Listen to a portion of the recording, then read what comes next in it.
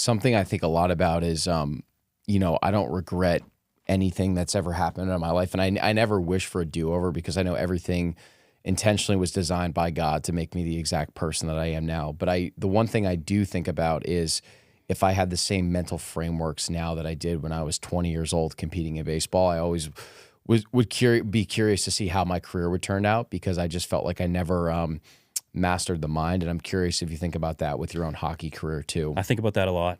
It's funny you say that because, the way my hockey career ended was basically, in the last 2 years of me playing competitively, I didn't play that much. I'm a goaltender, and so, I was, not good enough to play. And so I rode the bench a lot. And I always thought that was the doing of my coach. My coach didn't like me. He favored the other guy.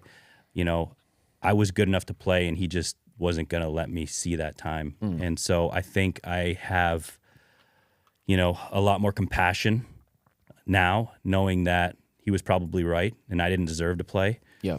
But yeah, I do think about that a lot, knowing that if I could have actually taken that into account and just put in the work that was required and stop playing the victim and actually just own the fact that, yeah, maybe right now you're not good enough. But if you work a little bit harder, if you put in a little bit more time, if you keep grinding and chipping away, that your time will come.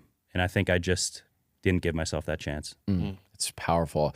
It's almost like the framework should be, what if I just become so good that there's no going back and forth from a coach's perspective of me versus the other guy? What if I just get so talented and master my craft so much that I'm just so clearly the number one choice? I've been thinking about that more for myself too. Yeah. Well, when things get hard too, it's very easy to displace the responsibility to somebody else, especially in an environment where there are kind of like subjective opinions being made about, who plays, who doesn't. And maybe you see a decision being made that you don't agree with, and you let that kind of be the narrative that you're like, all right, like, screw this guy or whatever. But, the reality is, like, if you turn yourself into a professional goalie through putting in the hard work, like, you're going to be on the ice. Same thing for us too. It's like, if we were hitting bombs left and right and throwing 95, like, you're going to get on the field. Like, there's some level of personal responsibility that I think we kind of offload when things get hard, and it's just like a massive cope. Yeah. Yeah, I mean,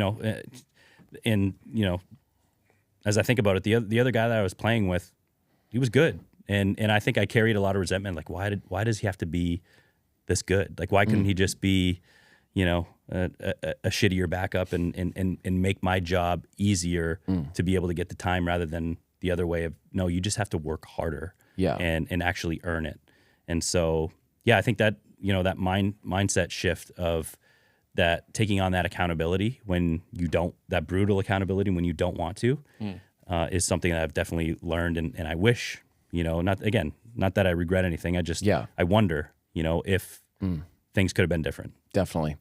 And the beautiful thing, like we're talking about, is just because your sport ends, that doesn't mean that you just stop competing, right? You have the rest of your life to be able to compete now. How old are you, by the way? 38. 38. You imagine hitting 40 and never have gone through the transformation that you went through now, where it's like you have so many great years to just continue to iterate and improve. And so much of that comes from the frameworks that you build in your mind. That's what gets me so excited is I think I had this realization when I was done with baseball that the quality of your mindset truly does determine the quality of your life.